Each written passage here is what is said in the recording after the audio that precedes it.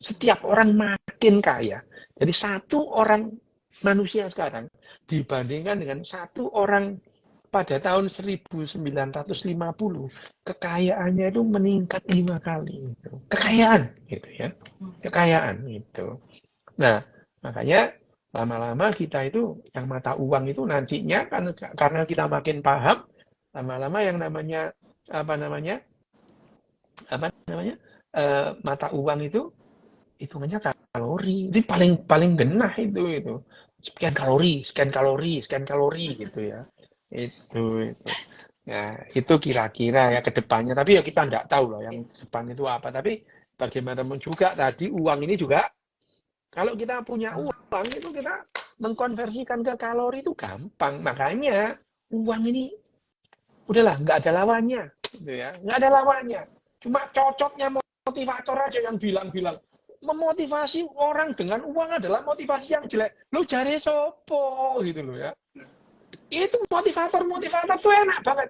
Kalau memotivasi orang itu dengan uang itu jelek itu. Makanya motivator itu dibayari sama bos-bos itu supaya anak buahnya nggak nuntut uang itu. Emang emang itu ya motivator itu cocoknya minta dijahit apa itu. Enak aja ngomong.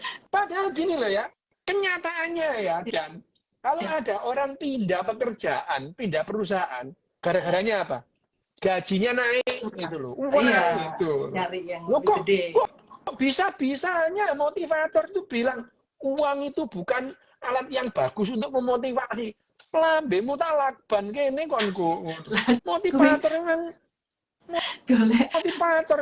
Iya, dia juga nyari kerjaan kemana-mana ya golek duit. Lah ya golek duit. Kok enak loh motivator itu. Uang itu adalah alat yang tidak bagus untuk memotivasi. Lo cari sopo itu ya. Justru uang loh. Kita itu pindah dari satu perusahaan ke perusahaan yang lain. Lah itu yang lebih gaji yang lebih tinggi, kehidupan yang lebih layak. Ngopo gitu. Itu motivator teman. Enak ngomong gitu. Kita harus keluar dari zona nyaman.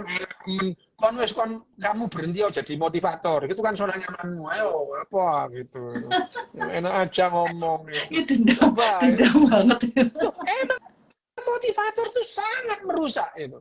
Motivator itu betul-betul merusak cara berpikir orang, cara berpikir sehat manusia itu rusak gara-gara motivator itu ya. Orang Indonesia sih yang suka motivator kan orang Indonesia. Makanya orang Indonesia itu lama-lama IQ-nya makin turun itu. Coba itu.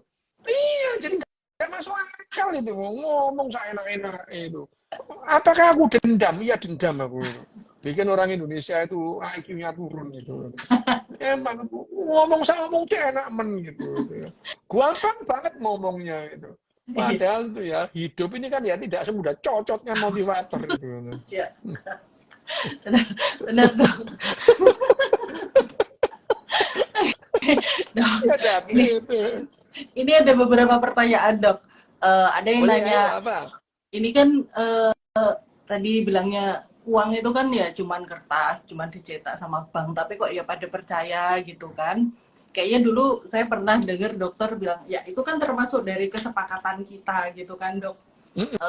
Bahwa ini ya, itu tadi dokter bilang, ya ini tuh $100 kuwi iso nggo mangan ning Sushi Tei bayari wong telu misalnya gitu kan dok. Itu karena kita kesepakatan kita udah paham gitu kan dok, ngerti Keyakinan gitu. Kita percaya, yakin gitu kan dok. Ya, dan keyakinannya itu lebih yang namanya lebih dijamin gitu. Lebih menjamin, kamu yakin kepada uang ini lebih menjamin kehidupanmu timbang kamu yakin kepada penunggu pohon cipluan gitu. Iya. Kamu dijamin, kamu megang ini, itu keyakinanmu terhadap barang ini itu lebih besar daripada keyakinanmu terhadap apapun untuk menjamin kehidupanmu gitu. Artinya sekali lagi otak kita itu menangkap ya yang namanya uang ini. Otak kita tuh mudah mengkonversikan kepada kalori gitu loh. Otak kita itu langsung itu. Ya. Apakah loh gini loh, kalau uang itu nggak perlu diimani. Kenapa? Bisa dibuktikan gitu. Ya kalau sudah bisa dibuktikan ya nggak usah beriman, dipercaya, yakin gitu. Keyakinan yang belum dibuktikan dan tidak bisa dibuktikan itu namanya iman gitu. Gitu.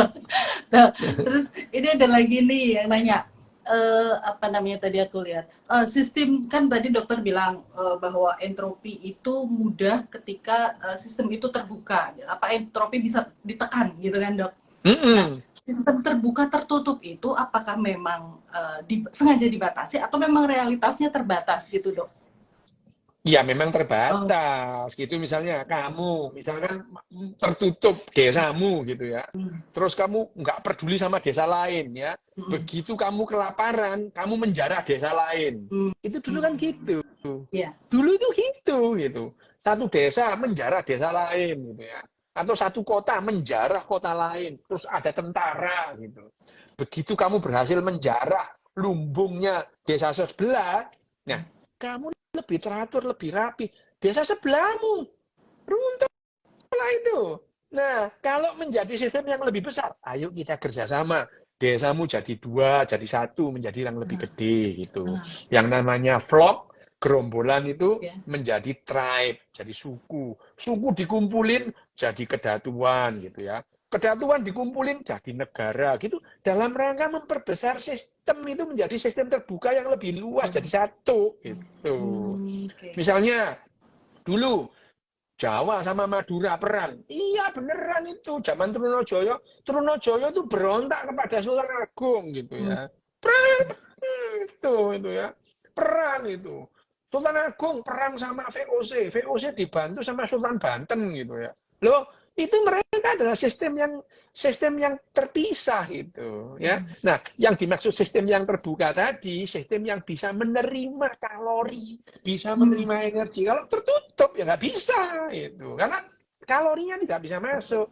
Itu ya yang namanya sistem terbuka dan tertutup. Jadi ya yang namanya sistem itu begitu terbuka, bisa menyerap kalori, bisa menerima kalori, ada kemungkinan untuk menurunkan entropi. Buktinya apa? Ya kehidupan ini gitu. Kehidupan ini membuat makin teratur.